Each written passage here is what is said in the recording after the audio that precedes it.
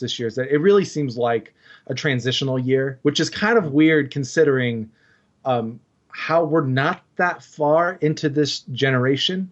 But this year we realized that console generations as we know it are probably over. And, at least if Microsoft has a say, Sony has PlayStation 4 Neo. They're about to unveil sometime in the next several months. And then Nintendo with NX. And we've heard rumors that, that's also an iterative design or a multi-device something idea that then works on one OS or something like that. So, the industry is changing a lot. And I think E3, because of that, has changed this year. But I think Alex's point is probably correct that, if you, from the outsider standpoint, or those who pay less attention to the industry, it probably doesn't look too different. They saw the big titles that they always see. There's some hardware announcements. There's rumors of new games and what next year is going to look like. And I'm actually really excited to see what next year's E3 holds, because we're looking at at least three new consoles on the market next year. Can't do this again. It's too soon. Rumors put PlayStation 4 Neo launching this year. Maybe an announcement from Sony at that Paris Games Show, if not at Gamescom, or maybe they wait till TGS or their own PlayStation experience in December. Or their own thing. Absolutely. Nintendo has hinted at a fall event sometime this year, where they will disclose to the public what NX is and launch titles and all that. Right now they have NX launching March next year, but that could be pushed. I could easily see that suddenly slip in its November 2017. And we already know Project Scorpio is next holiday. So even though this year seemed a little, kind of up in the air, I'm still pretty excited for next year. Yeah, and I guess up in the air is a good way to put it, because, so many of these companies, the developers just don't know what's going on with all these consoles. And I know they're right in the middle of it, trying to figure all this stuff out. Yeah. Trying to, take all these games they've been working on, and now all of a sudden they've got to develop it for 2 or 3 more consoles.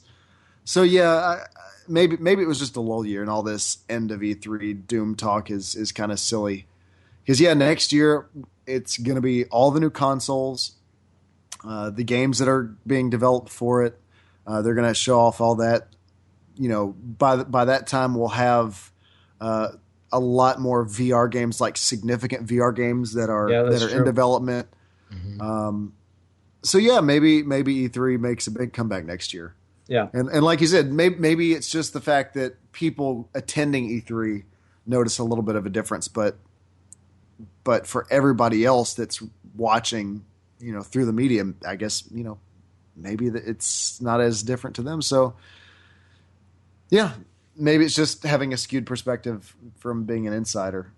It is definitely going to be interesting to see how all these new announcements shake out, the new games, how they turn out. A lot of stuff was undated. Hopefully we'll get dates soon, either this year, maybe next E3.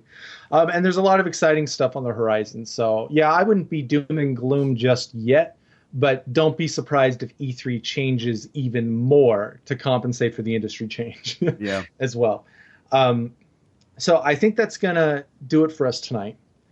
And what I'd like to do is, hopefully in the next couple days, we can get back together and talk about our favorite games and trailers and, surprises of E3, and do kind of a little bit of an awards show.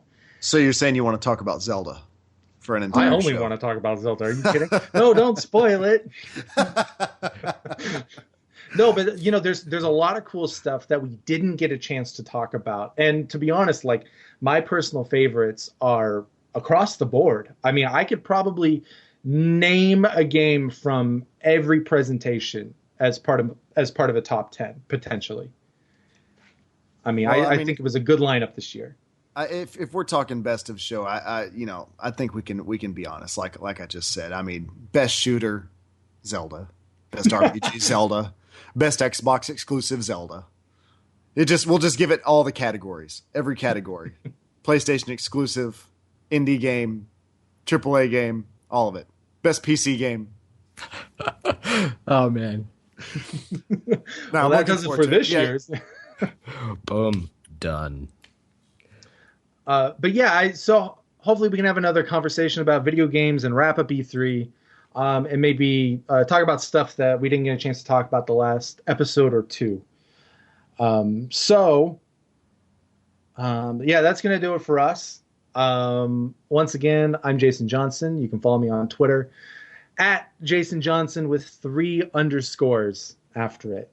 If you want to know the explanation for that, listen to the last episode, episode 3, the EA and Sony press conference reactions.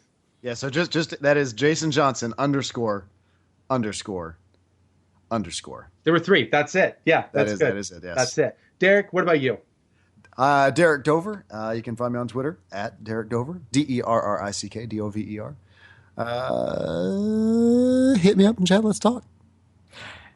All right. And I'm Alex Lee. You can find me at AlexLee_Seattle on Twitter. Fantastic. Yeah, absolutely. Hit us up on Twitter. You can also follow us on at Joleedo on Twitter. That's JOLEEDO. Yeah, send us a tweet, ask us a question, criticize us, love on us, whatever you want to do. Questions, comments, snide remarks, all of it. We accept it all. Yeah, you can also email us at joleedopodcast@gmail.com to keep those insults more anonymous and private. If you did like what you heard tonight, check out our other podcasts on iTunes. Just search for Joleedo. We have 2 shows. We have Joleedo Gamescast, where we talk about video games every week.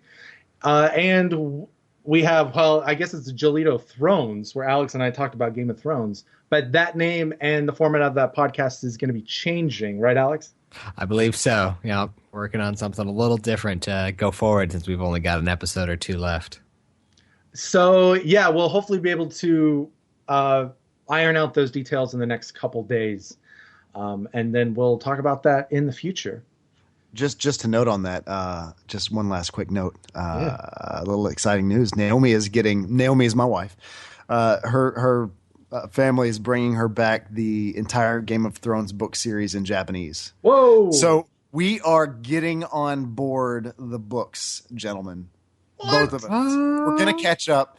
All caught up on the show, but we're going to put some work in. We're going to put some work in and make this happen. So I'll actually be able to understand all the things that y'all are talking about on your podcast. Well, fantastic. Perfect. I think that's a confirmation. We have a 3rd member coming up. Probably next year. It's going to be next year. It's going to be next year. Joleedo Thrones. Take a while. All right. Well, that's it for us. Thank you for listening. See you next time.